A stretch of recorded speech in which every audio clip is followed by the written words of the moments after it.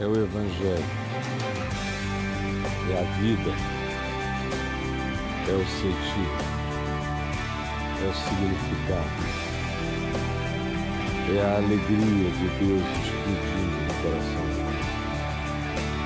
É Cristo Jesus.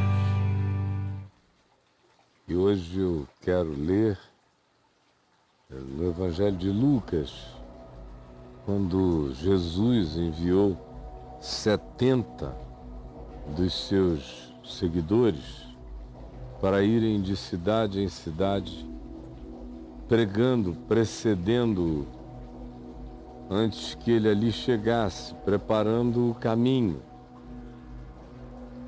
aterrando, facilitando compreensões, até a hora em que ele chegasse. E ele disse: eu vos envio como ovelhas para o meio de lobos. Ovelhas.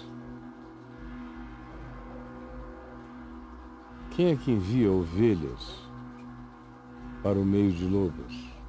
Mas ele disse assim que eu vos envio. Vocês só terão poder se não misturarem a identidade de vocês com a identidade dos lobos.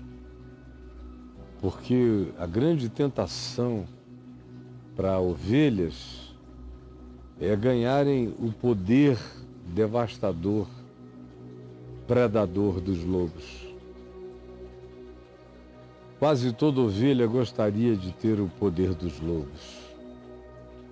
É por isso que, do ponto de vista psicológico e metafórico, não existe tentação maior para a ovelha do que tornar-se um lobo. Essa é a maior tentação. Porque o maior poder da ovelha, do ponto de vista simbólico, metafórico, espiritual, é ser ovelha. É deixar-se proteger, como eu falei ontem, pelo pastor. Ele fala de si mesmo e cuida das ovelhas. Essa é a maior proteção, é a maior segurança. Mas as ovelhas querem ser lobos. Logo, logo, elas dizem a si mesmas que prefeririam elas próprias terem o seu próprio poder de enfrentamento dos lobos. E para enfrentar lobo, só sendo, no mínimo, um lobo. Por isso tem ovelha que deixa o lobo para trás e se transforma numa besta, num diabo, num dragão. Aí você diz: meu Deus, eu conheci essa pessoa ovelha. O que foi que a levou a tornar-se um dragão? E a resposta simples foi a tentação de não depender mais do pastor. E ser ela própria aquela que carregue o poder predatório para dominar, para acachapar aqueles que antes eram os nossos dominadores. Essa é a grande tentação da ovelha, mas apesar disso, Jesus disse: eu vou enviar vocês como ovelhas para o meio dos lobos. Porque se vocês virarem lobo com os lobos ganharam. Uma ovelha morta pela maldade de um lobo não se perde. Mas uma ovelha que não se perde porque virou lobo, já se perdeu e não foi informada. Então, esse é o contexto da conversa toda, e Jesus diz: eu vos envio assim. Aí diz: vão sem preocupação com dinheiro, com bolsa, nem com alforje, nem com sandálias. Não percam tempo de conversa fiada pelo caminho. Quando vocês entrarem numa casa, digam logo ao que vieram: vocês são filhos da paz. Se houver gente da paz, fiquem ali. Se não houver gente da paz, ali não é o lugar de vocês. Vocês não foram enviados para dormir entre os roncos de lobos perversos. Para viver, vocês foram enviados a viver com gente de paz.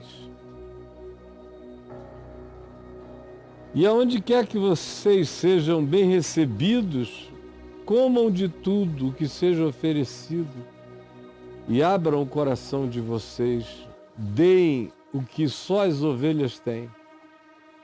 Deem o que só as ovelhas têm. Ou seja, só as ovelhas curam os enfermos. Só as ovelhas anunciam a proximidade do reino de Deus, porque o reino de Deus já as habita. No entanto, quando vocês entrarem num lugar, numa cidade, numa casa, em qualquer ambiente, e ali vocês não forem recebidos, saiam pelas ruas e deixem até o pó. Não tenham apego e não carreguem nem o desprezo deles. Larguem até a poeira da rejeição para trás.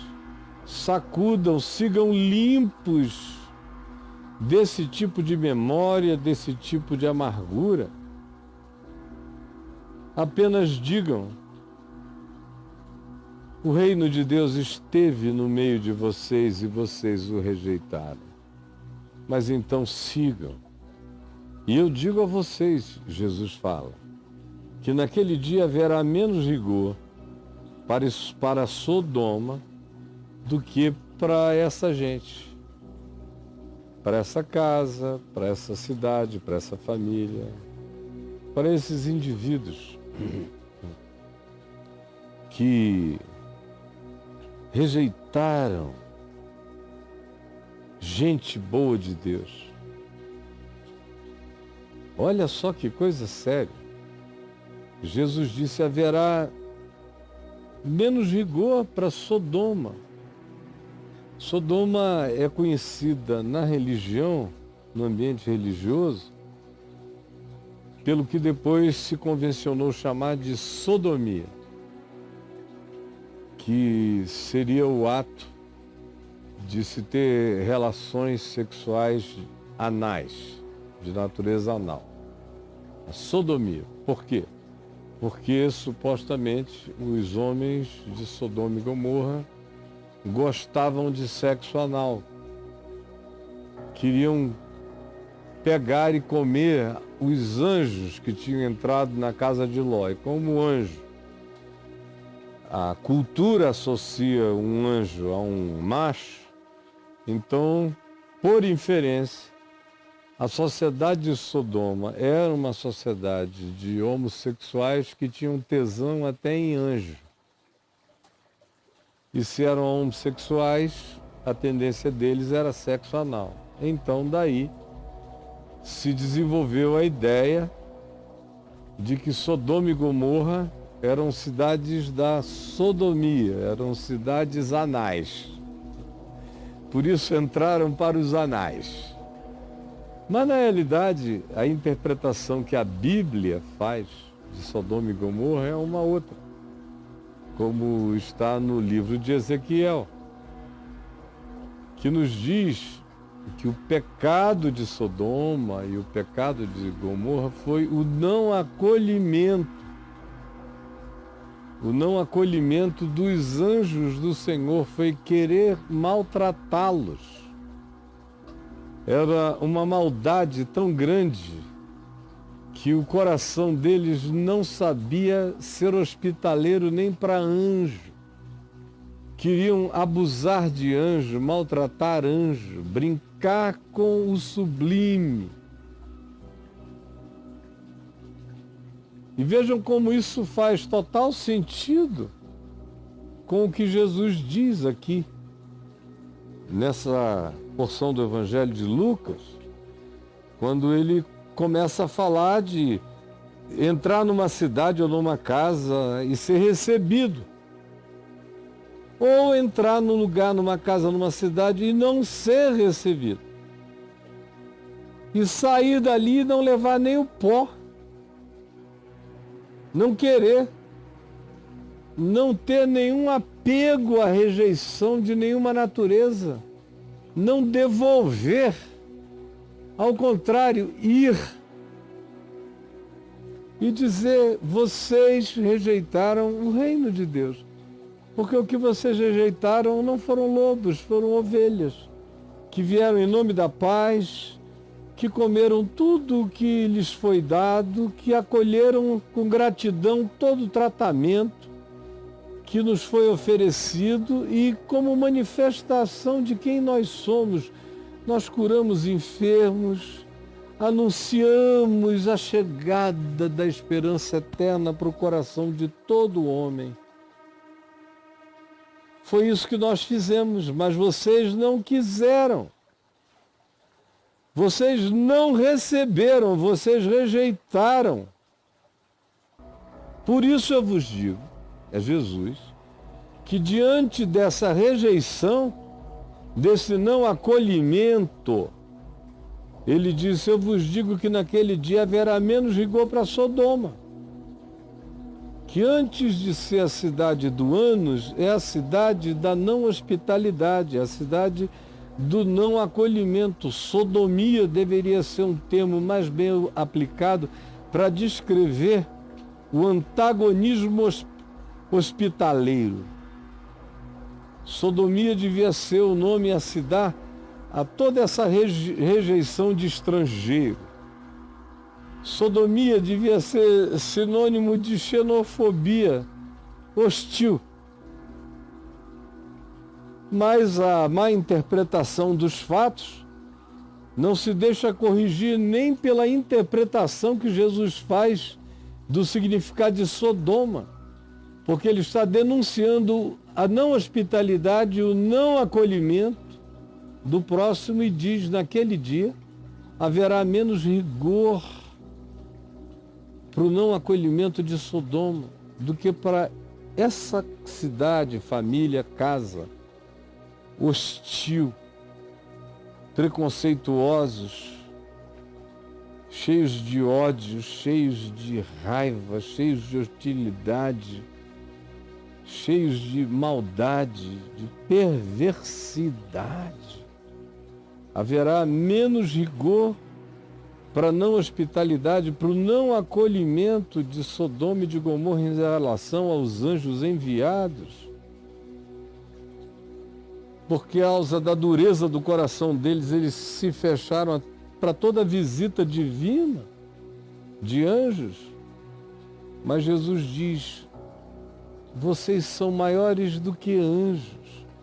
Se vocês não perderem a natureza de vocês, se vocês não corromperem a natureza, se vocês não ficarem com inveja dos lobos, como a maioria dos cristãos se tornaram lobos, alguns com pós-graduação, com pós-doutorado em lobicismo, ou então os que não tiveram coragem ainda são trainees, são estagiários, visando um dia ter a glória e o poder devastador e predador de um lobo. Já tem nos lobos os seus heróis.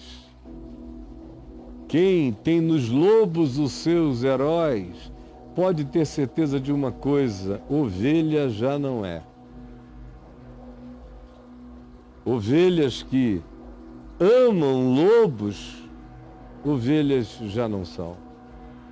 Já perderam a pureza da sua natureza, da sua identidade, se transformaram noutra coisa. E um dos sinais é esse, a total falta de acolhimento, de hospitalidade, de compaixão, de misericórdia.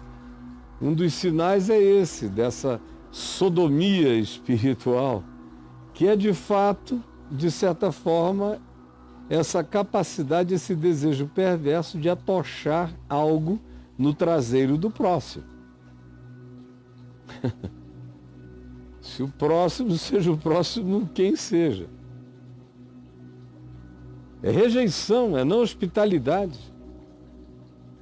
É maldade, que não sente a necessidade do outro, que não consegue ser gentil nem com um anjo. Rejeitam.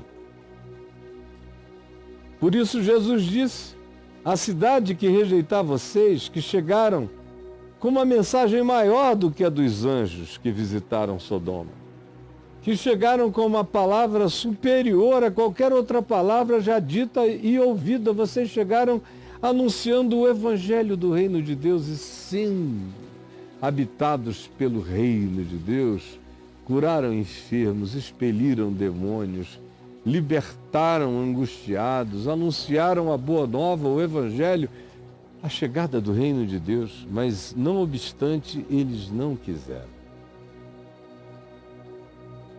Mas isso só vale para quem é ovelha, para quem continua ovelha, para quem continua na pureza e na simplicidade devidos a Cristo Jesus. Não basta se auto-intitular ovelha. Eu conheço milhares de ovelhas auto-intituladas e que são os lobos mais predadores que eu já conheci na vida. Nem na chamada arena do mundo você encontra predadores mais perversos do que alguns deles. Contudo, eu vos digo que naquele dia haverá menos rigor para Sodoma do que para essa gente, com esse espírito, com essa atitude. Aí ele prossegue e diz: ai de ti, Corazim, que é uma cidade que está ali acima, pertinho de Cafarnaum, bem próximo, as ruínas estão lá, continua sendo escavada. Ai de ti, Corazim, ai de ti, Betsaida, que era a cidade de Pedro e André, ali do lado também. Você vai a pé. E que eram cidades importantes daquele pedaço da Galileia. E eram cidades de discípulos. Como Betsaida era a cidade de Pedro, mencionada aqui no Novo Testamento como lugar onde Jesus fez curas. Tanto em Corazim quanto em Betsaida, curas. O cego curado em Betsaida, o surdo-mudo curado em Betsaida, as multidões no cair da tarde curadas em Betsaida, Cafarnaum e Corazim. Então Jesus diz: ai de ti, Corazim. E diz estando ele ali a alguns poucos quilômetros de Corazim, passando por lá todo dia, tendo passado por lá ontem. Ele, Jesus, e os discípulos dele, alguns voltando para casa, outros indo para lá, fazer justamente o que ele tinha mandado, essa missão de ovelha no meio dos lobos. Ai de ti, Corazim. Ai de ti, Betsaida, porque se em Tiro, lembram de Tiro, uma cidade ao norte mediterrâneo de Israel, onde hoje é o Líbano, havia e houve um dos impérios, não chegava a ser um império, mas era uma das potestades mais importantes da antiguidade, aproximadamente 800 anos, 1000 anos, 500 anos antes de Jesus. A cidade de Tiro era uma referência em todos os sentidos comerciais, arquitetônicos, do ponto de vista da sua marinha, dos seus recursos de porto, da sua glória, da sua maravilha de expressão arquitetônica. Tiro era uma joia. O rei de Tiro é comparado a um querubim da guarda, de tão glorioso que ele é, assim descrito no profeta Ezequiel. Mas ficou tão cheio de soberba que um dia disse: eu quero ir acima do Altíssimo. Quero ir. Eu quero passar todas as referências. imagináveis. Esse é o rei de Tiro, essa é Tiro. E Jesus diz, em verdade eu vos digo, ai de ti, Corazim, ai de ti, Betsaida, porque se em Tiro,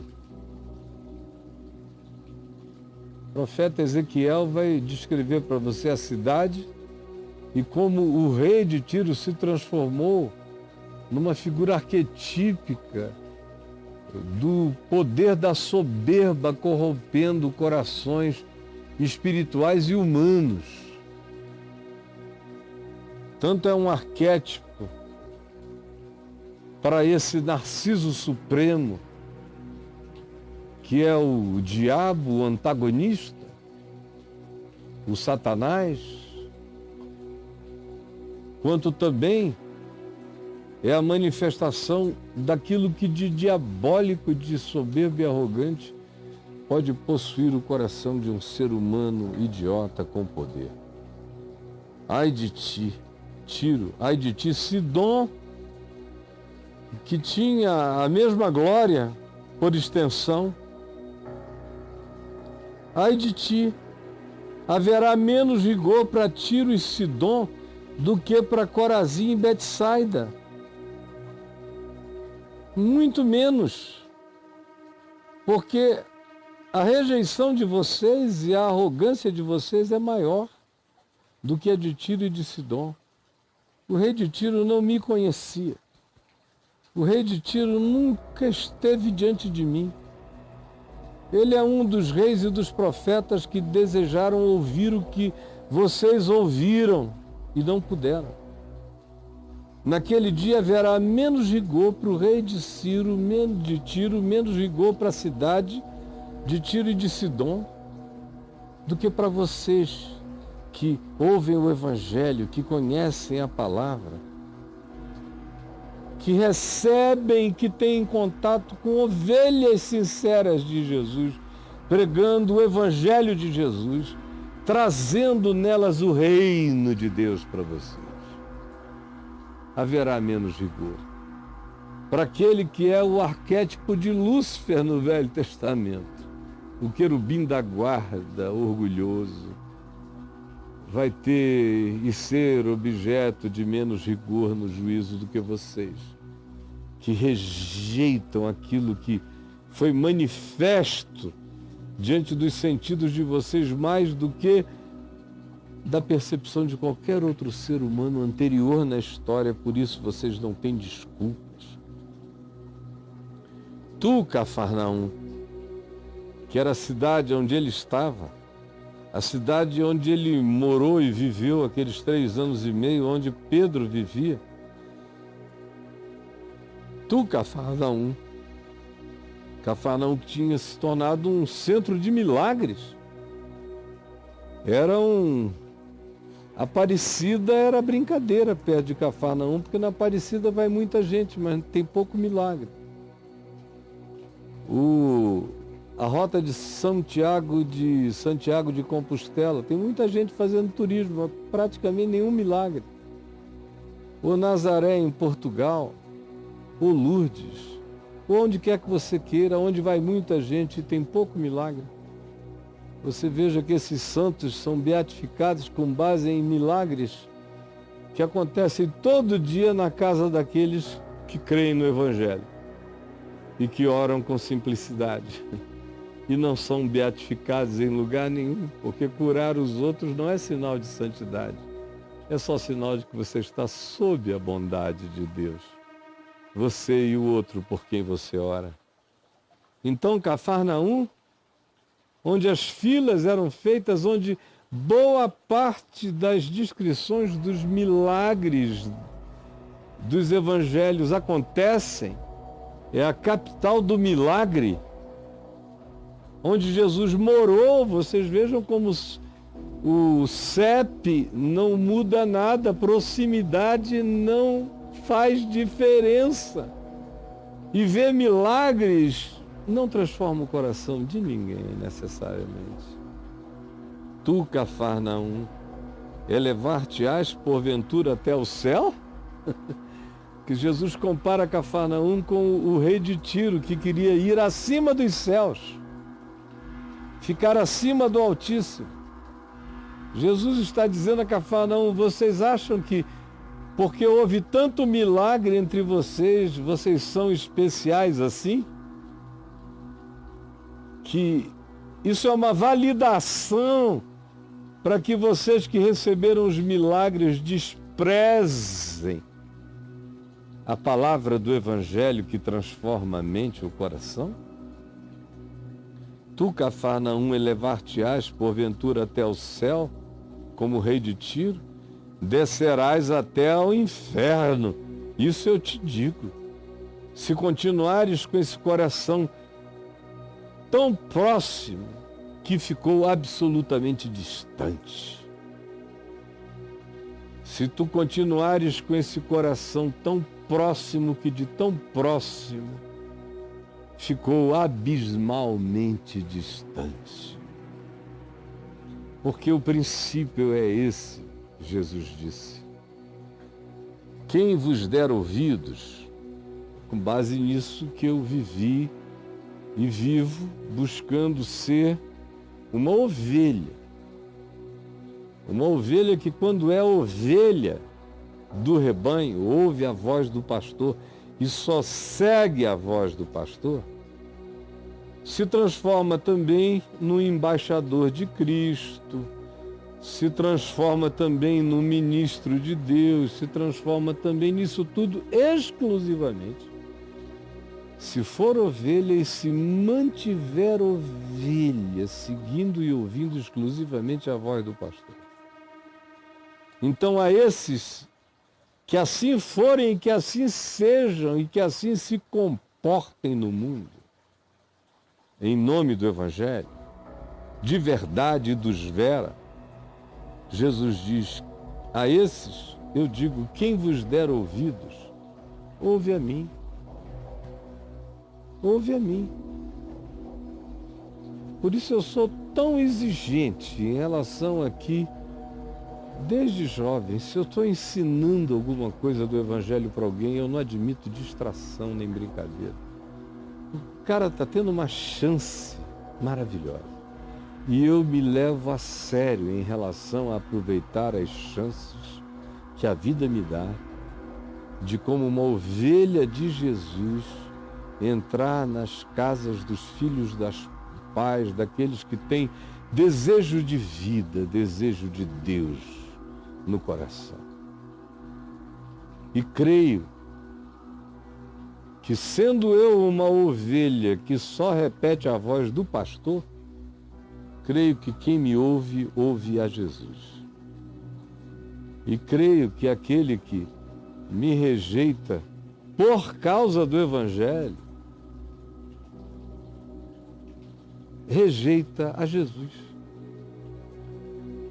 Se a fonte da rejeição for a incontestável, insofismável, irretorquível palavra do Evangelho que saia da minha boca com o coração quebrantado como de uma ovelha. Aquele que rejeita, não rejeita a mim, rejeita aquele que me enviou. Quem, porém, me rejeitar, Jesus diz, é bom saber que não está rejeitando a mim, mas está rejeitando aquele que me enviou. Eventualmente você não quererá encontrar com ele, tendo rejeitado tanta coisa boa.